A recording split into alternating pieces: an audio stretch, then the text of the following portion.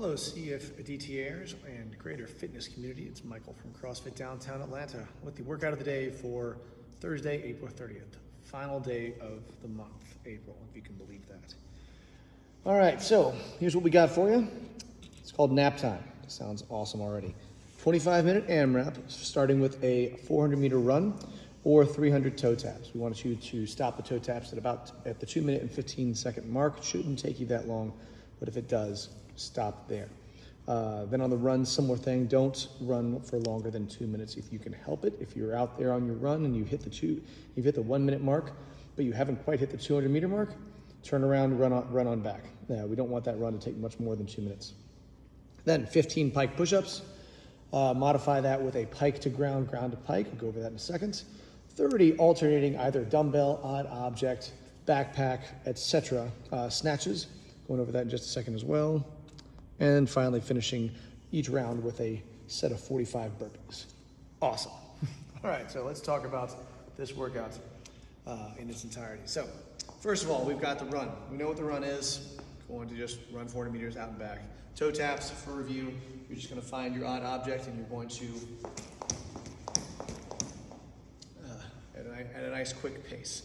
Again, if you keep track of the 300, I guarantee you're gonna finish under 2 minutes and 15 seconds if you stay at a nice steady pace. If you don't keep track, just go to 2:15 and then move on. Next movement, the pike push-up. So 15 pike push-ups. This is our alternative to a handstand push-up. If you have handstand push-ups or you have a place to do them, I go ahead and recommend doing those instead of the pike push-up. But let's go ahead and talk about the pike push-up. You're going to start with your hands. The harder, if you want to make this as difficult as possible, you start with your hands as close to your feet as you can while maintaining straight legs and a nice stiff upper body. So, starting position, bend over here, there and there. Head is through the arms, not out here like this. So this is not starting position. This is. From here, you're going to rock forward. I like to start with my heels, rock into my toes, to there. I've now created a triangle with my hands and my head. This is how your handstand push-up should be as well. Then from here, rock backwards to here. If this proves to be too difficult, we're gonna walk our feet back first and see about that. So now, less of an angle, I've got less load on top, pushing more at less of a vertical angle and more of a horizontal angle. If that's still too hard, if you're having a hard time getting from here to the ground, all I want you to do is turn it from a pike push-up to go all the way to the ground to here, getting that full range of motion of the arms, and then from here you're going to get back up any way you can, back into that pike, emulating that nice top handstand position. Right there. Next movement is the dumbbell snatch or odd object snatch. If you have a dumbbell, we're going to recommend you use that. And also if you have a dumbbell, alternating is the way to go. When you alternate on the dumbbell snatch, do not alternate on the ground. Although that's allowed, it's also very bad for your low back. You're just grabbing tension, releasing tension, grabbing tension, releasing tension on the ground. Whereas if you alternate in your hand while you're standing, so at hip height or higher, you don't ever release tension until you're ready to rest. Here's what I mean. So starting with the first one, I'm going to turn my bell that way. Look at you. So I'm not ready to lift yet. Also not ready to lift yet. Ready to lift. From here, instead of trying to pull it with my arm, I'm going to keep my arm straight and push with my legs. See how the arm stays straight? That's what we're looking for. Driving with the legs. Now I'm going to do one at full speed, and you're going to see how it flies up. Here, jump, catch. When you bring it back down, bring it down to your hip, switch hands, tap, hip, switch hands, tap. I do recommend that when you switch hands, you go palm to palm. It just tends to be a little bit easier, especially if you have a normal sized dumbbell. This one's a little bit awkward. On the backpack. Backpack, I'm going to recommend that you try to grab the backpack by both straps at the top. Try to make the straps as tight as you can to give you less give in the backpack.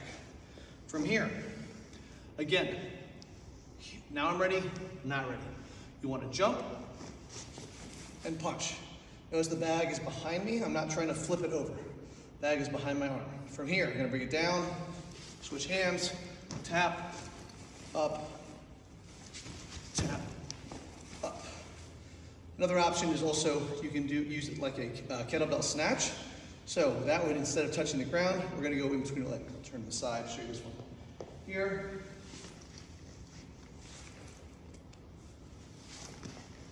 If you have a smaller backpack, I recommend going to the snatch version where you touch the ground. A larger backpack like this, I recommend the swing.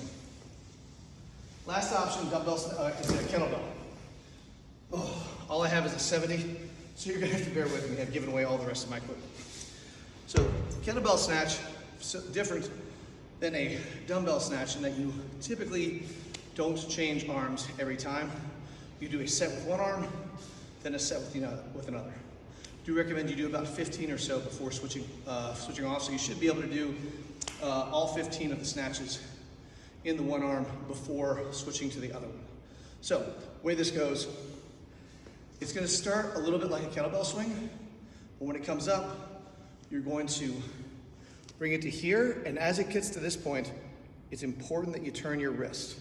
So here, pull it in, the bell will then start to flip around this way, so you're not thumping your wrist at the top. I'll show you what I mean. So here, it starts off similar to a swing, except it's one arm. I'm here, pull it in, pull, punch. Bring it back down, pull, punch. If you just go straight over top, it's gonna thump the back of your wrist. One more time, watch, pull, punch. And it swung around my arm. Again, this is a 70-pound kettlebell. I would not be using that in the workout, but I don't have anything else with which to demo. Last movement is the burpee. Just defining that as chest and thighs to the ground, get back to your feet, jump, touch your hands over your head. Any way you can. So, reaching for the ground, as I reach, my feet go back, touch my chest and thighs, jump and touch. Stepping down, stepping up, also options if you want to do those. All right, guys, those are our movements for nap time, 25-minute AMRAP of 400-meter run, 15 pike push-ups, 30 alternating snatches, or, like I said,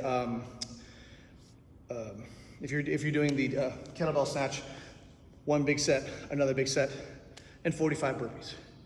All right, hope you enjoyed this video. Hope it was informative.